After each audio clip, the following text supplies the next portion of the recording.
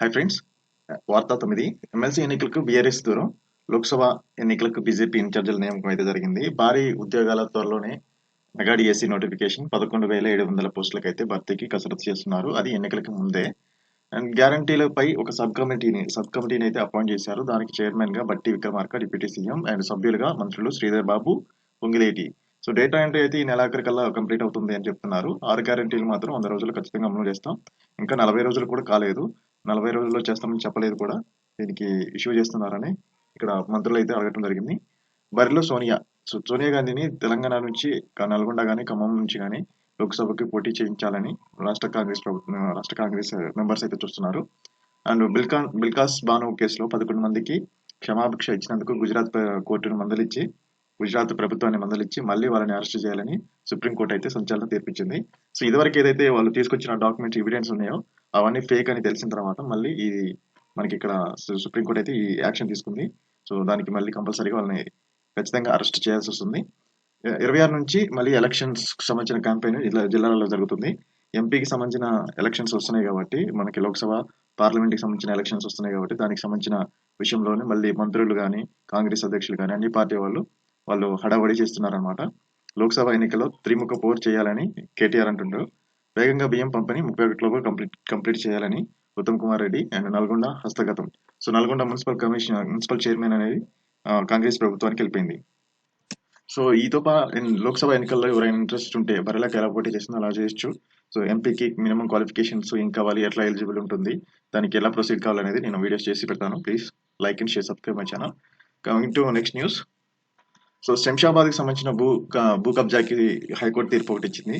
High court తీర్పు ఏదైతే ఇచ్చిందో భూ కబ్జా చేశారని దానికి సమర్థించి సుప్రీంకోర్టు ఇచ్చింది. వెంటనే ఆక్రమణదారుల పిటిషన్ ను కొట్టివేసి వాళ్ళు రిటర్న్ గా భూమి ఇచ్చేయాలని చెప్పింది.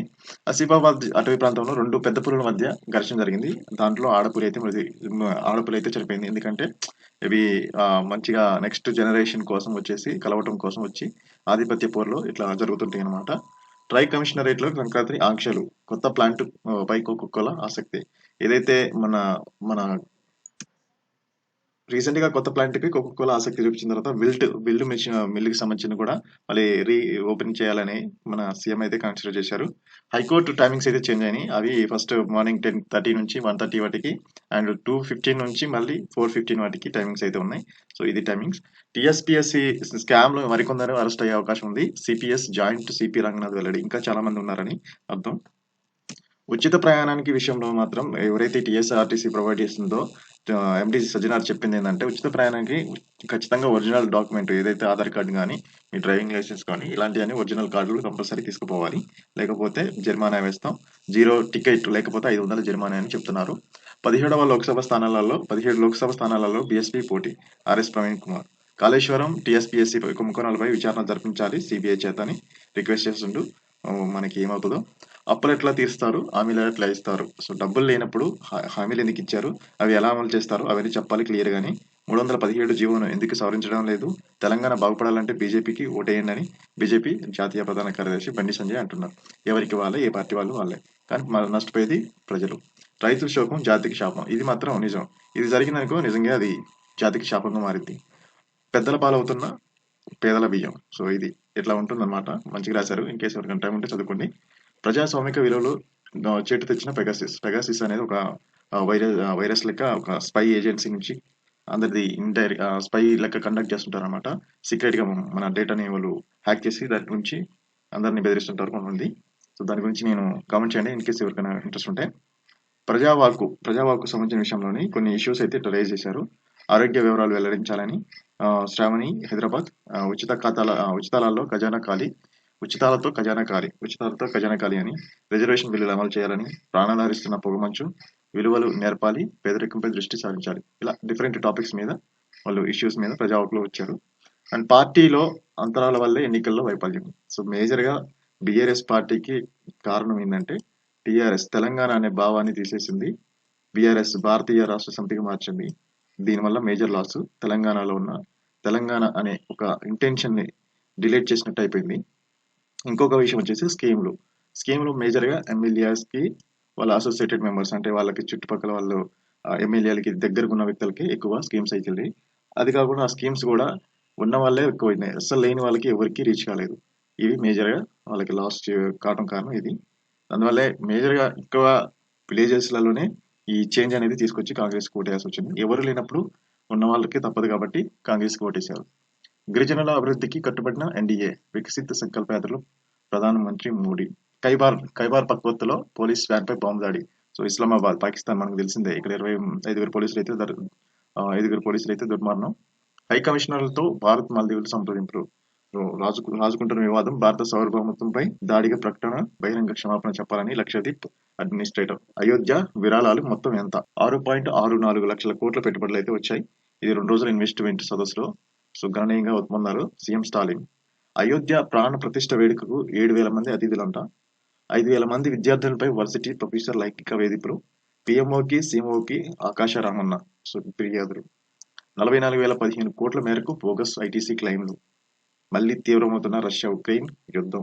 అక్రమ మైనింగ్ కేసులోని ఐఎన్ఎల్డి పార్టీ నేత దిల్బాగ్ సింగ్ అరెస్టు. రాష్ట్రంలో యూరియా కొరత లేదు. మంత్రి తుమ్మలారెడ్డి. యాసంగి 19.84 లక్షల టన్నుల ఎరువులు.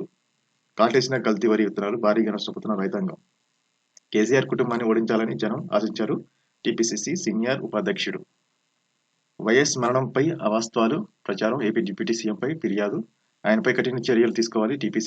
టీపీసీసీ సీనియర్ ఉపాధ్యక్షుడు మల్లు రవి. సో అభయస్థం దరఖాస్తుదారులపై సైబర్ నేరగాళ్లు నజర్. గుర్తు తెలియని వ్యక్తులు ఫోన్ చేసి ఓటీపీ అడిగితే వివరాలు చెప్పొద్దు పోలీస్ శాఖ. బీఆర్ఎస్ పాలనలో 1,00,000 కోట్ల అవినీతి. కేసీఆర్ ను రక్షించాలని బీజేపీ తాపత్రయం. సో ఎవరికి వారి ఏదో పడితే అది చెప్పుకుంటాను. శామ్ పిట్రోడా నాకు role model. Deputy CM Mallu Bhatti Vikramarka. ఈయన తర్వాత చూద్దాం. తప్పుడు ప్రచారం చేస్తే సహించేదే లేదు. ఫిలిం ఛాంబర్ అధ్యక్షుడు దిల్. వ్యూహం సినిమా సెన్సార్ సర్టిఫికేట్ రికార్డులు కోర్టుకు సమర్పించిన బోర్డు. హరితహారం పేరిట కోట్లు దండుకున్న కేసీఆర్ ప్రభుత్వం. ఆటో డ్రైవర్ల నిరసన వెనుక బీఆర్ఎస్ నేత ప్రమేయం. టీపీసీసీ ఉపాధ్యక్షురాలు నేరెళ్ల శారద. పప్పులే కాదు బిర్యానీ కూడా ఉడుకుతుంది. కేటీఆర్ హరీష్ రావులకు అలవికాని ఈర్ష్య. సో పార్లమెంట్ ఎన్నికల్లోని బీఆర్ఎస్ కు ఒక్క సీటు కూడా రాదు. కాంగ్రెస్ సీనియర్ నేత బండ్ల గణేష్. పప్పులే కాదు బిర్యానీ కూడా ఉడుకుతుంది. బీఆర్ఎస్ కు ఒక్క సీటు కూడా రాకూడదు. కాంగ్రెస్ సీనియర్ నేత బండ్ల గణేష్. సో బండ్ల గణేష్ ఇన్ని రోజులు అడిగిపోయిండో ఎంత అవినీతి జరుగుతుంది మరి. 3 నెలలు గడుస్తున్న పెండింగ్ లోనే బిల్లులు. ఆర్టీఐ యాక్ట్ తో వెలుగులోకి వచ్చిన వివరాలు. సో ఎవరికైనా ఏదైనా డౌట్ ఉంటే ఆర్టీఐని ఫైల్ చేయండి. దాని మీద క్లియర్ గా డేటా ఇవ్వమని చెప్పండి. ఇకపోతే దాన్ని బయటకి పబ్లిక్ చేయండి. మేడారం జాతరలో వైద్యపరంగా జాగ్రత్తలు తీసుకోవాలి. అధికారులకు మంత్రి రాజు నరసింహ. జంపన్న వాగులో నీరు లేక భక్తుల స్థానాలు అవస్థలు. పనులు తొందరగా చేపట్టాలి. ITDA PO Ankit. ఇంజనీరింగ్ విద్యార్థి మృతిపై మానవ హక్కుల కమిషన్ సుమోటో విచారణ. సిఎస్కి డీజీపీకి నోటీసులు. దేశంలో మరోసారి బీజేపీ ప్రభుత్వమే. లోక్సభ ఎన్నికల్లో బీజేపీ ఇన్ఛార్జీల నియామకం. బీజేపీ ఎమ్మెల్యే రాజా సింగ్ పై షోలాపూర్లో కేసు నమోదు. అసెంబ్లీ ఫ్లోర్ లీడర్ పై కసరత్తు. బీసీ నేత పాయల్ శంకర్ వైపు ముగ్గు. నాణ్యత ప్రమాణాలు పాటించిన హోటల్పై కఠిన చర్యలు తీసుకోవాలి. ఐఎఫ్ఎస్ అధికారులు బదిలీ. సంక్రాంతి కానుకగా విలీన డేటా అపాయింట్మెంట్ ప్రకటించండి. సీఎం రేవంత్